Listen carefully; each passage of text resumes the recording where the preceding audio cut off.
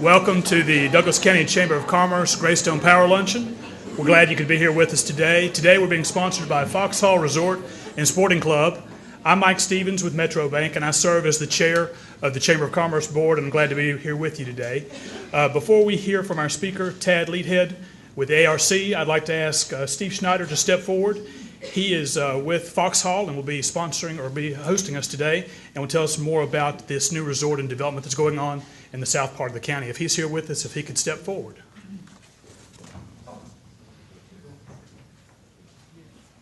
Thank you. Good afternoon.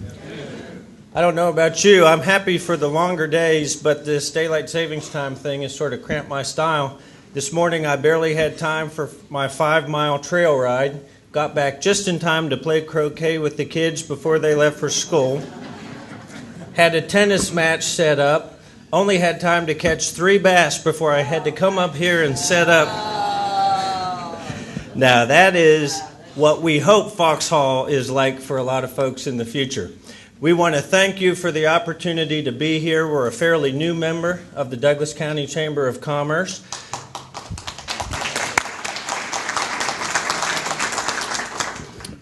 For those of you that aren't familiar with Foxhall Resort and Sporting Club, well, let me introduce Harrison Merrill Jr. that's here with me. Want to thank him for helping set up as well. We are new to the Chamber. We are not new to Douglas County, and Foxhall Farm certainly is not new. The Richards family, and Jim Richards specifically, invested millions and millions of dollars in making Foxhall Farm a world-class equestrian facility, and for several years they hosted a World Championship event riding event there called the Foxhall Cup. So I'm sure some of you are familiar with the property and with that event. A few years ago, about 4 years ago, the Merrill Trust Group out of Atlanta, headed by Harrison Merrill Sr., were fortunate to acquire the property, and we spent almost 3 years in what I believe was a very collaborative effort with Douglas County to determine the appropriate development strategy for this beautiful property. For those of you that don't know, we are located in extreme southeast Douglas County. Take Highway 5 to the south, go east on 166, 4/10 of a mile, and turn down Capps Ferry Road. And just before you cross the Chattahoochee, we have property on both sides of what then becomes South Fulton Parkway. In a nutshell, the zoning approval or the special use permit approval that we received last May from Douglas County entitles up for up to 833 single-family homes and 2.3 million square feet of resort space. That is a category, that 2.3 million square feet, that will include motel rooms, resort motel rooms. It'll include spa, meeting spaces. It'll include retail shops, restaurants, villas, condominiums, townhouses. As you can see, the scale and scope of this community vision is considerable. It's about $1.25 billion investment that we have planned over the next 20 years. And obviously its impact on Douglas County and the surrounding areas with Noonan to the south and Carrollton to the west is substantial. But we also know that that's an opportunity for a lot of you here. So early in our tenure as a member of the Chamber, we wanted to introduce ourselves and our community. Harrison and I will be here after the program this afternoon, which I'm looking forward to with great anticipation. We would love to have you down to the property. We have our gates open. We're available for tours. We have our first 49 home sites. The preliminary plat was approved in November. So we will be showing property, moving forward with infrastructure. But our vision, I think our shared vision with Douglas County for Foxhall is really about a quality of life. The Merrill Trust Group thinks generationally. We know that the economy is difficult. I've had some folks ask me straight up, are you fools to be starting this in this kind of a real estate market? Some might think so. But as I said, we think long term. We do believe that there are important trends in business and trends in real estate that will support this project and will enhance our opportunities going forward. There are still folks that are pre-retirement and retirement age that are looking for a place where they can live, be close to their children and grandchildren in places like Alpharetta and Snellville. They want a place where those grandkids and kids want to come and see them. We think that geographically, this area of the Southeast is still right in the bullseye of where hundreds of thousands of people will relocate in the next several years. And we know that tough times create a refocus on quality of life and on what we call legacy living. And we have devoted our concept for Foxhall around things that grandmothers can do with grandsons, that fathers can do with daughters, that mothers can do with granddaughters. We have more than 50 planned recreational amenities, most of which will be available by the end of the year. That's the end of my commercial. I want to thank you. We've got literature on the table. We'd love to talk with you. We'd love to hear from you. Come and see us. Thank you.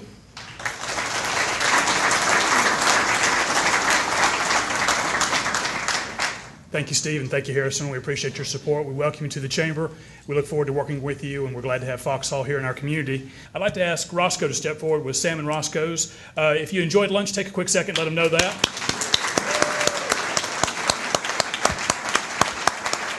Say a few words. Thank you so much. This past February marked the beginning of the 24th year of business for us here in Douglas County. Thank you. Thank you. We are always happy to be a part of chamber functions, and please keep us in mind whenever you have your next event. We can cater any size parties, any type of food. Always happy to be of service. Enjoy. We always know we're going to eat good when Sam and Roscoe's is providing the food, so we appreciate that very much. If I could ask Bill Osborne to step forward and lead us in our invocation and pledge.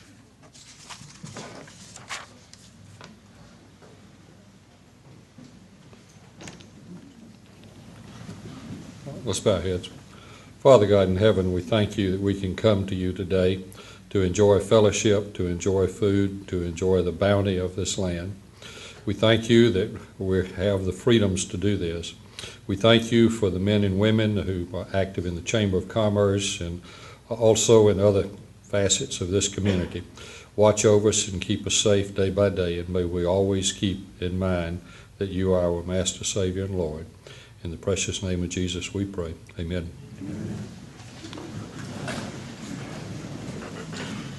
I pledge allegiance to the flag of the United States of America and to the republic for which it stands, one nation, under God, indivisible, with liberty and justice for all. Appreciate that. Okay, now I'd like to recognize our Small Business of the Quarter. This is the first quarterly award that we're giving out for 2010. Nominations for the Small Business of the Quarter are sought by the Chamber Board of Directors, by the diplomats, the county and city officials, and the school system representatives. Once the applications are received, we have a selection committee that reviews those applications and makes a decision based on several attributes, including overall community service. The award will go with this recipient and stay with that recipient through the quarter, and then they do have to pass it back off for the next quarterly recipient. At this time, I'd like to ask Paul Hawkinson with Paul Hawkinson CPA to step forward. He's the winner of our quarterly Small Business of the Quarter. Thank you. Congratulations. Turn around right here. Let them get your photo. Is it in there as well? Oh, excuse me. Props. It's hard to work with props and children. All right, there we go. Thank you. Thank you very much. What's the old saying? It's always difficult to work with children and animals. I think if you're up on stage, be careful of that. Paul, we appreciate your service to the community and also your service as a professional in our community, so congratulations. Now it's time to introduce our guest speaker.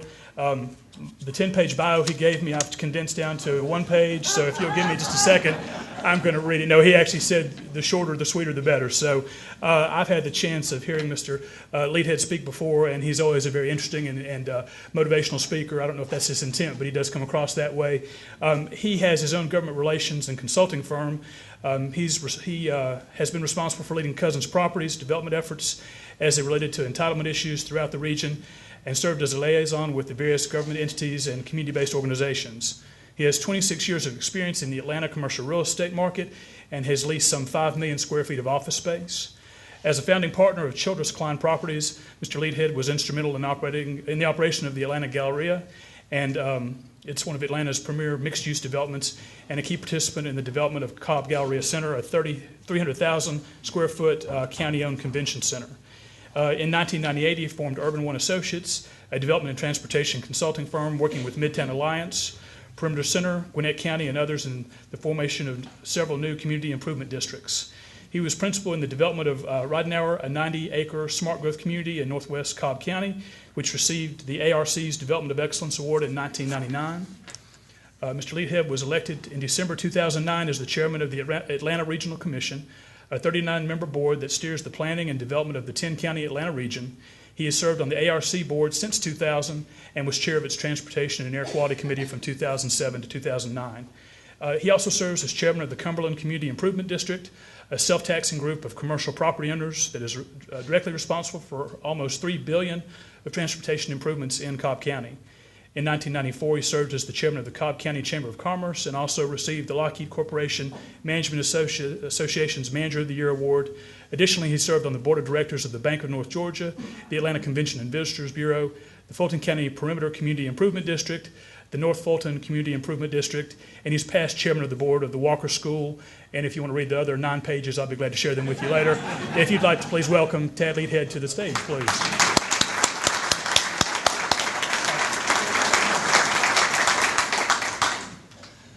Just listening to that makes me tired.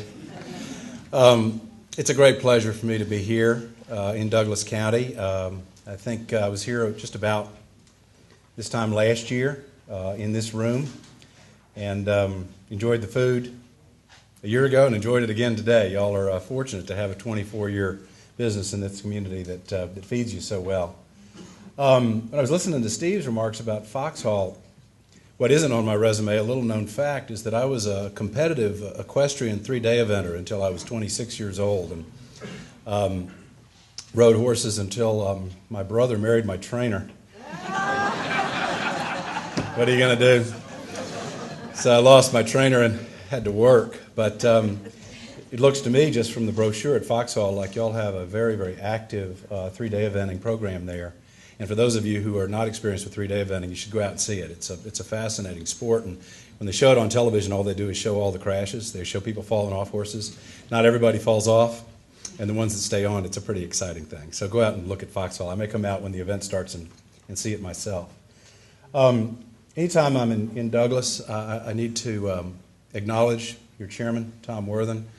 Tom and I have had a pleasure of serving on the ARC board together for the entire time that he has been chairman of Douglas, and we served together as chairman and co-chairman of TAQC from 2007 to 2009. Tom continues to vice chair the Transportation Air Quality Committee, which is probably our most visible and potentially our most important committee, and Tom's leadership at the ARC is a very important part of our success as we go forward. So, Tom, it's always good to be in your presence and in your county. I also see Mayor Mickey Thompson here, who I also serve with on the ARC board, and I believe I saw Kip Berry. Kip, are you still here? And those are all the ARC board members that I see. Kip, you've been on the board as long as I have, 10 years, longer. And Kip, like me, is one of the citizen members and does an unbelievable job and has been a real sustaining force. We get a lot of turnover at the ARC. Most recently, the new president of the city of Atlanta, some new mayors, and of course the mayor of Atlanta. So the board members who serve for a long period of time create a tremendous amount of stability for the organization, and it's always a pleasure to serve with them. I want to talk a little bit this morning about an overview of the Atlanta Regional Commission, where I believe we're headed over the coming years, and some of our goals and objectives. I'll do that fairly quickly. Then I want to talk specifically about transportation. I know that transportation is the #1 issue facing the Chamber of Commerce, and Tally has asked me to really focus in a little bit on what's happening with transportation regionally and what that might mean to Douglas, and then I want to finish by talking a little bit about what I see over the next couple of years as far as our investment in our economy and what things might look to us as small businesses. And I assure you, those of you who are here that are small businesses, I'm as small as you get. I'm the only employee there is of TLA, which stands for Tad Liethead Consultants. excuse me, I went for Ted Liethead Consultants, but TLC was a little embarrassing. So I changed it to TLA, Ted Liethead Advisors, and that's what my company is called. But as you all may know, the Atlanta Regional Commission is established by federal law and then created under Georgia law to be the planning agency for the 10-county metro region, in which Douglas is included. And although we're famous for our transportation planning, and we get a lot of press for our transportation planning, we actually have a number of programs at the ARC. Our single largest program is our Aging Services Division. You all may know that Atlanta's population is aging rapidly. Right now, 1 in 10 people in the Atlanta region are considered to be elderly. In 10 years, that'll be 1 in 5. Elderly is defined as over 60 years old. I'm 55. And we are in the business of trying to create programs, opportunities, transportation options, and others to allow our rapidly aging population to continue to be a vibrant and participating part of our community. You know, I have a mother-in-law who's 83 years old, and she likes to dance and she likes to go on cruises. You know, she's not, she doesn't appear to be 83 years old. As a matter of fact, I tell my wife that if she's as hot as my mother-in-law when she's 83, I'll be very, very happy to see that.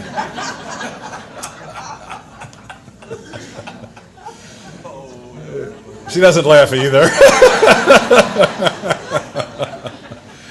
But so these are not what we think of as the elderly. These are vibrant members of our community, but driving becomes an issue, transportation, access to services and programs, and that is our single largest division at the ARC. We also are very active participants in water planning, and you know we are facing a big issue with water in our region. We do transportation planning.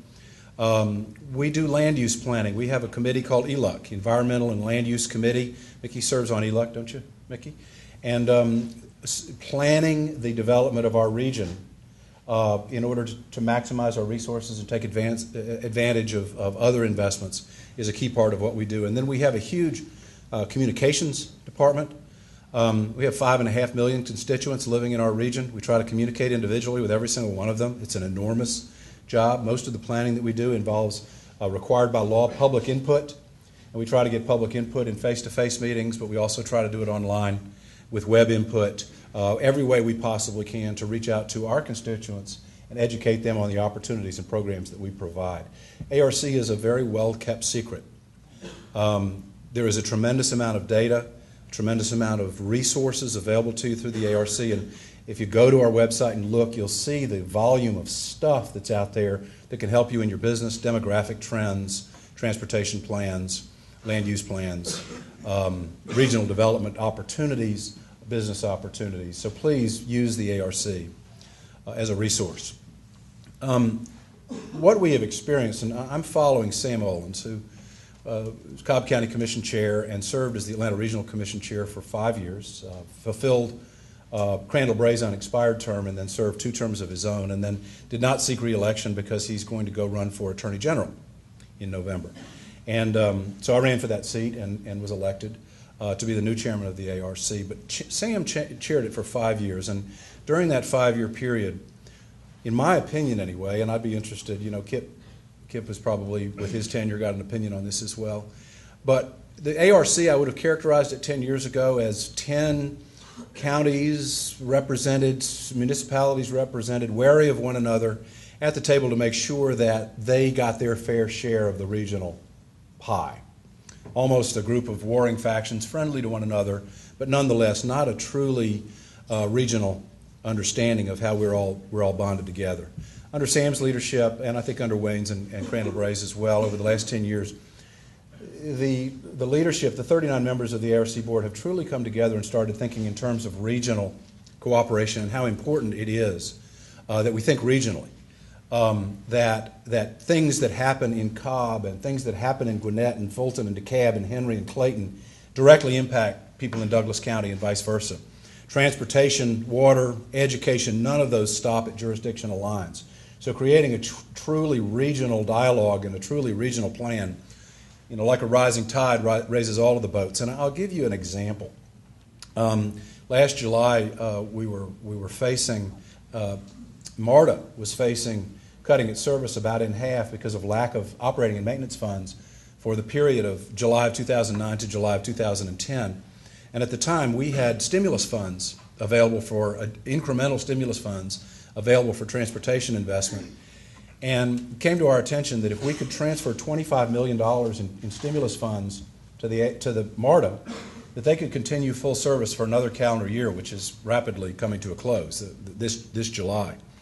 So we asked 39 members of our board to vote on whether we should take $25 million of our transportation dollars and give that to MARTA to use to keep MARTA running. Now remember, MARTA only operates in 2 counties, Fulton and DeKalb. And we were asking county commissioners from all 10 counties and mayors from all 10 counties and citizen members from around the region to vote on whether to take $25 million out of our own pocket and give it to MARTA. And the vote was 36-3, which meant that virtually everybody in the room, and your chairman included, voted to support a regional asset because it is an asset to all of us that serves our region, even though the rail line doesn't actually come to Douglas County. And that, to me, was a breakthrough realization of the fact that we have really come together as a group of people who think about what's best for the region as opposed to our parochial interests. Now, I will tell you, so that I don't sell Tom down the river, all of your representatives also look out for the interests of your individual counties and individual municipalities, and I'll talk about that in a minute. But by thinking regionally and developing plans that are truly regional in nature and elevate the entire region, it elevates the individual counties and the individual municipalities as well. I have 3 primary focuses for this year and next year. I call it WET, Water, Education, and Transportation.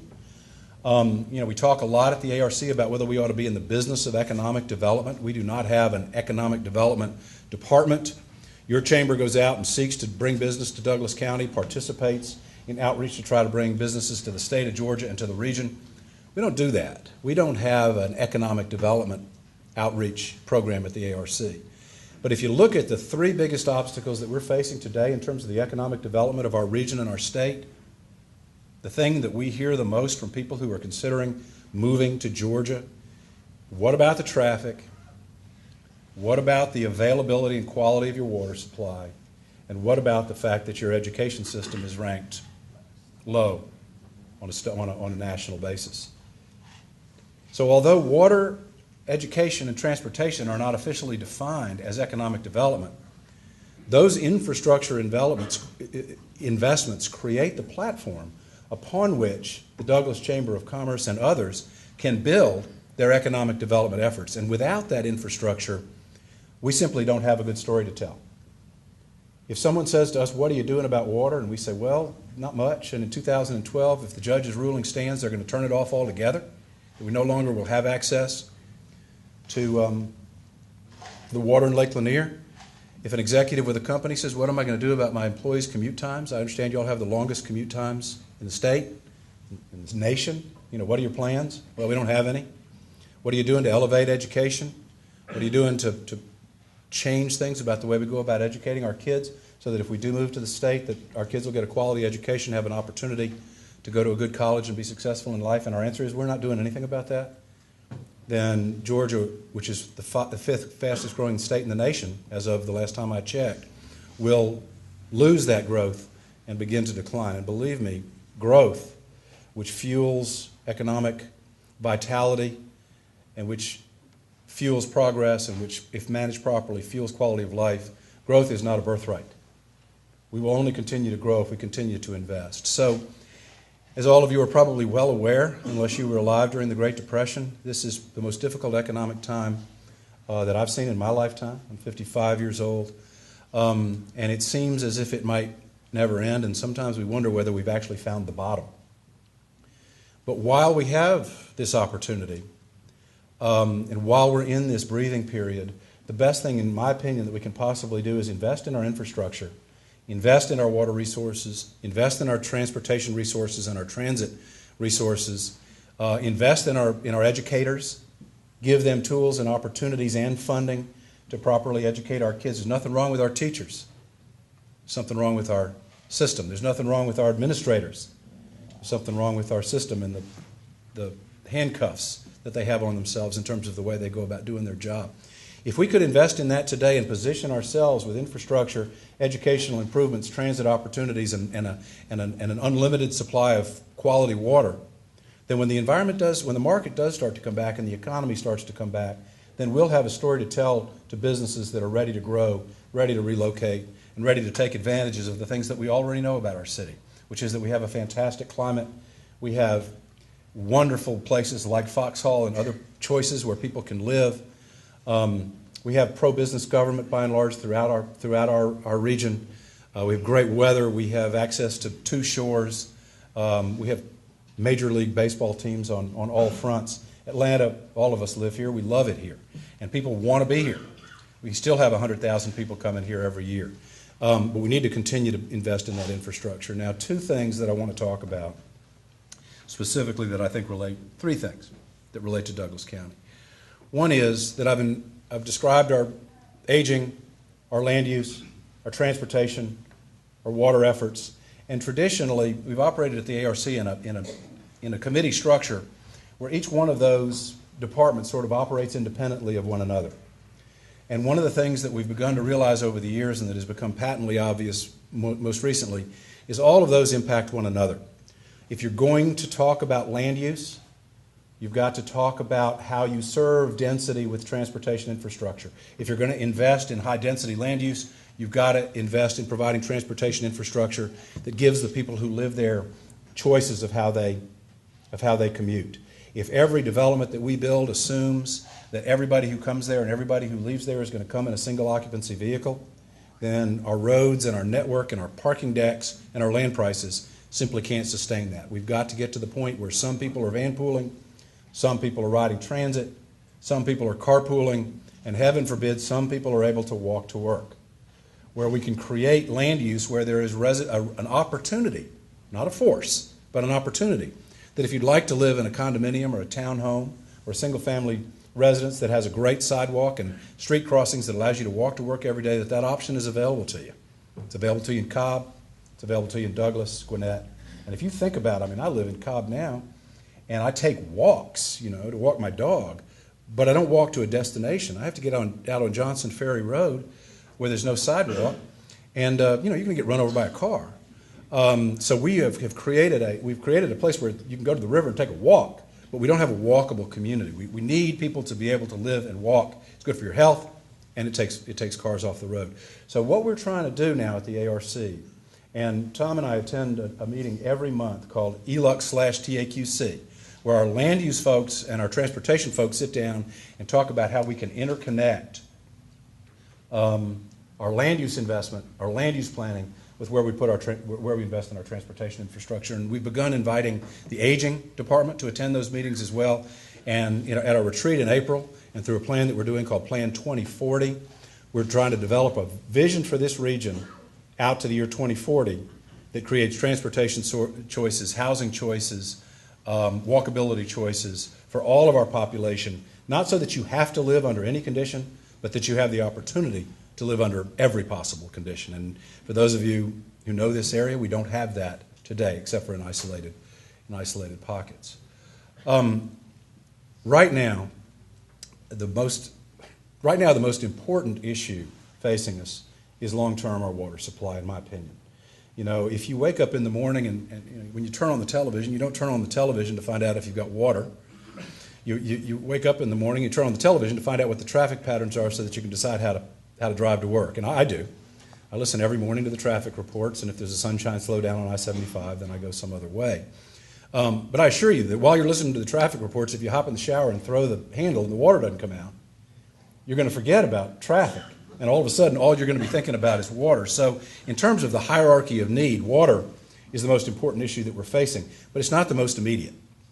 The House just passed 155-5, a water conservation bill that goes a long way towards requiring, as we go forward, low-flow fixtures, water conservation measures, establishes statewide watering conservation measures as far as outdoor watering and well use is concerned. And conservation is an important part of the water dialogue, along with capturing more water and having a control of water through the water management plan. But the issue that's right before us today is transportation. There are a couple of bills in the House and the Senate, one of them authored by the governor and heavily modified by by the House Transportation Committee that would create a 1% SPLOST, a 1% sales tax over 10 years to fund transportation improvements in our region.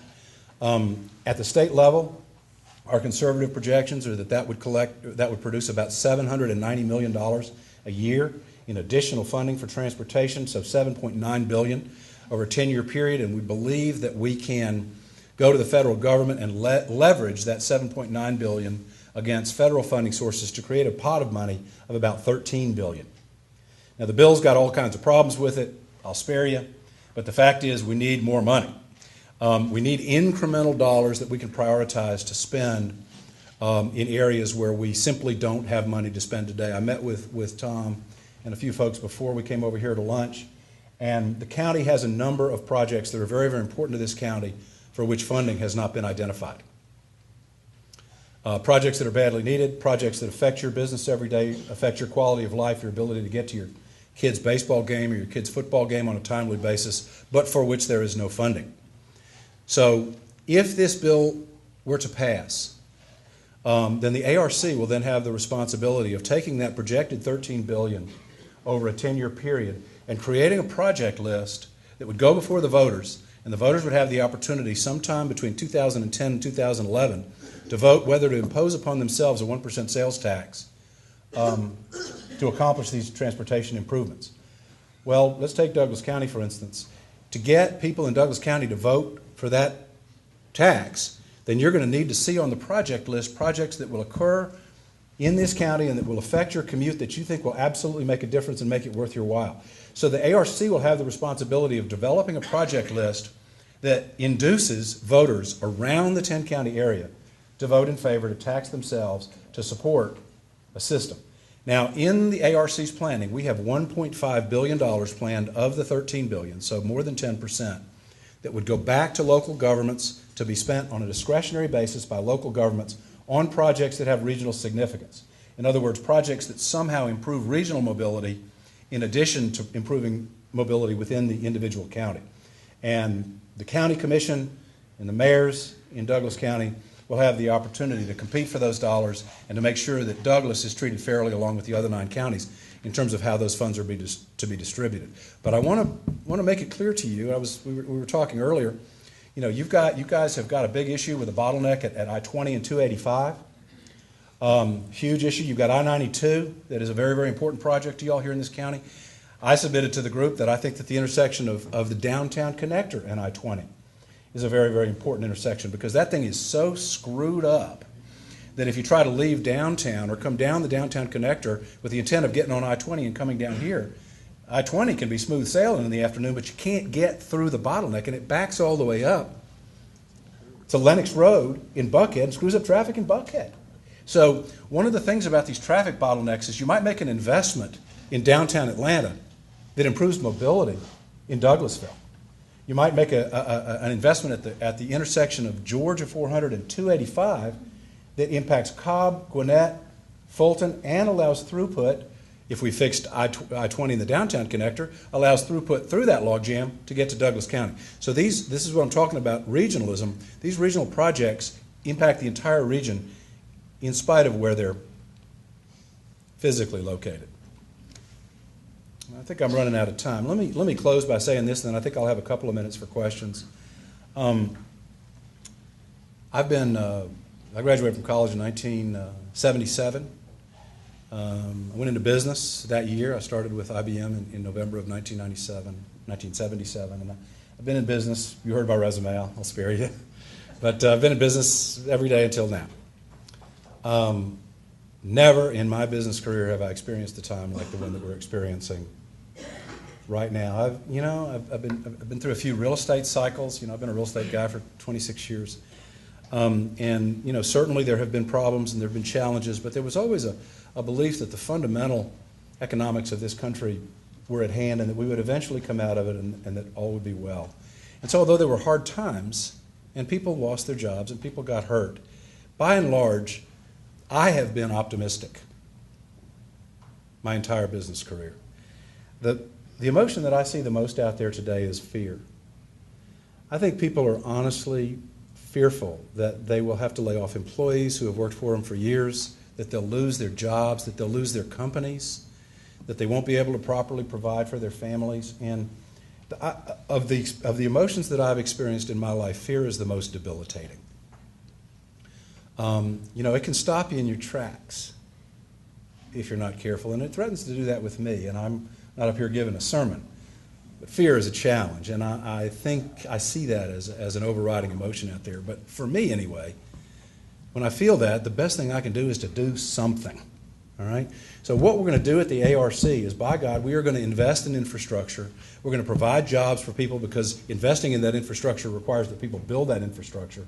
We're going to create mobility for people so that they can get where they're going in shorter periods of time. We're going to offer them transit options, whether it be a van pool that's subsidized by a TMA or MARTA that they can ride for $1.50 instead of driving their car at $4 gas prices. We're going to hope that people like Foxhall continue to be optimistic about the future and make investments even when people tell them that they're crazy. And we will come out of this. So what I would suggest is that instead of being debilitated by fear, that we join together, that we encourage our legislature to pass a transportation bill that gives us some funding to work with. ARC will develop a transportation plan that will allow for an investment over the next 10 years in transportation mobility, which is badly needed in our environment, and we will come out of this. We will come out of this. We'll come out of this in my lifetime, and I look around here, there's an awful lot of young people. I assure you we will come out of it in your lifetime. But we've got to work together.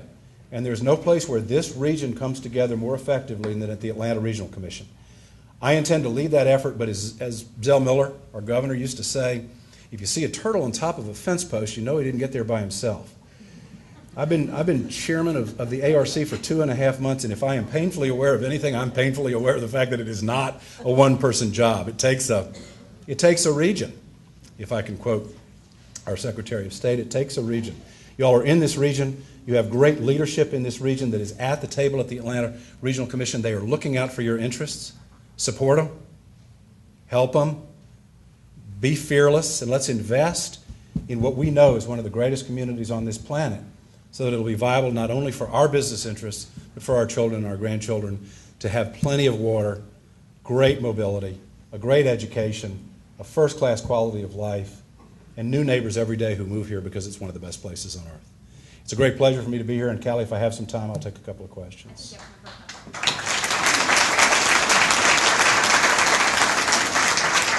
Yes, ma'am.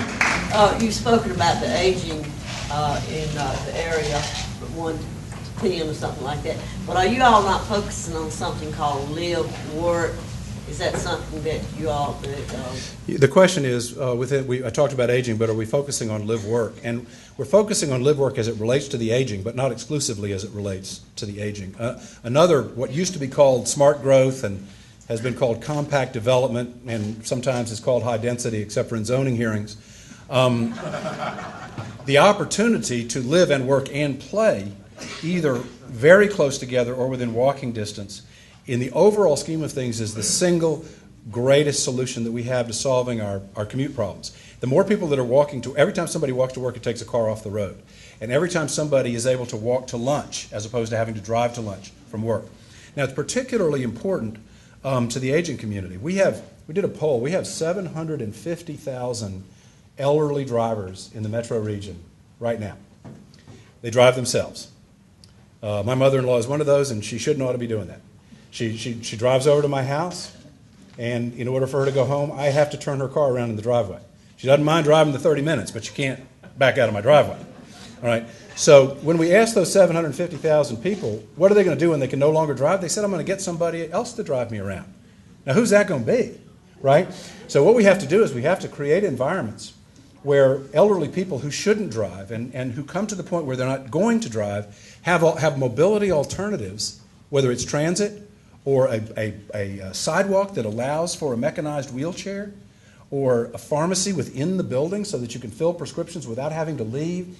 All sorts of solutions to allow aging people who can no longer drive to have all of the options that they still have and all the quality of life options that they have without having to get in their single occupancy vehicle and drive 30 miles. So yes, we are very focused on that, and it's a relatively new agenda at the ARC as we've just started to realize how important this aging population issue is going to be to our region. Yes, sir, in the back there. What are your thoughts on some viable options should the judge decide to turn the water off? Well, the first option is we're trying to appeal it, to get it overturned. It was a fairly unexpected, draconian ruling, so there is an appeal out there, and that could potentially be successful. The second is to extend. The Governor's Task Force came up with what they call the 3 C's: conserve, capture, and control. Conserve means use less, obviously. Capture means we've got 50 trillion that falls from the sky, and we catch 1 trillion, and the other 49 trillion gallons run off. So if we could double that capture in reservoirs north of the city of Atlanta and use that water for the city of Atlanta, and then control has to do with how the Corps manages Lake Lanier.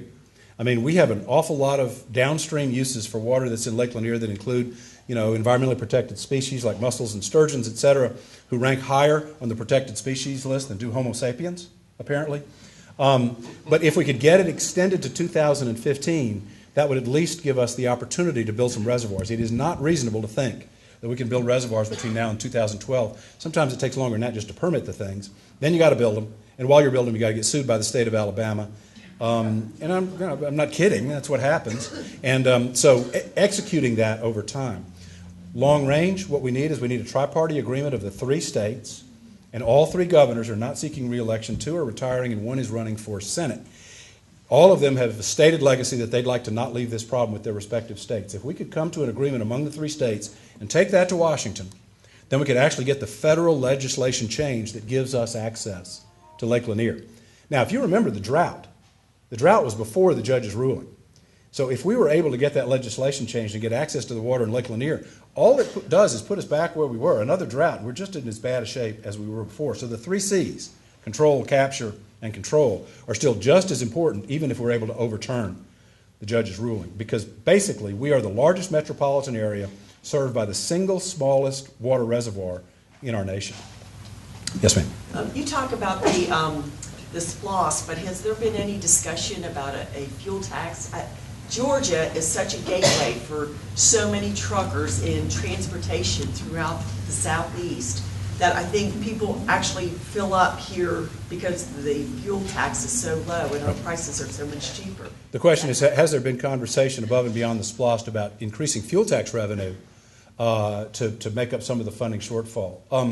3 answers to that. One, Oberstar, who is the Democratic chairman of the Transportation Committee in Washington, has proposed an across-the-board national 45-cent increase in the fuel tax. 45 cents, okay? So that would be gigantic. In Georgia, the politics of attacking the fuel tax have been dead on arrival. We have never been able to get our legislators to even talk about an increase in the sales tax, although we collect the lowest sales tax in the nation other than Alaska. We're 49th. Alaska's 0. And by the way, Alaska has fewer residents than Cobb County. So politically, the fuel tax is a problem. But the real problem with fuel taxes is that it's a dwindling resource. We're getting hybrid cars. Everything that we're doing is to try to reduce vehicle miles traveled. We're trying to get people to drive. Everything I've talked about has people either not commuting at all or commuting shorter distances or commuting 15 people to a vehicle. So our dependence, by necessity, our dependence on oil and petroleum products is dwindling. So trying to fund it out of a dwindling consumption is, over the long pull, a failed strategy. So we've sort of turned away from fuel tax funding to other mechanisms of funding that are more sustainable and which will increase as we go forward. Do I feel the hook? All right. It's been a great pleasure to be with you all. I hope you'll invite me back next year. Thank you very much.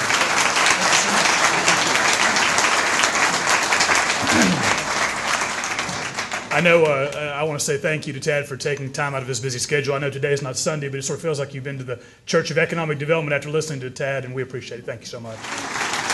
All right, thank you so much. Everyone, go have a great day. We'll see you at our next event. Thank you.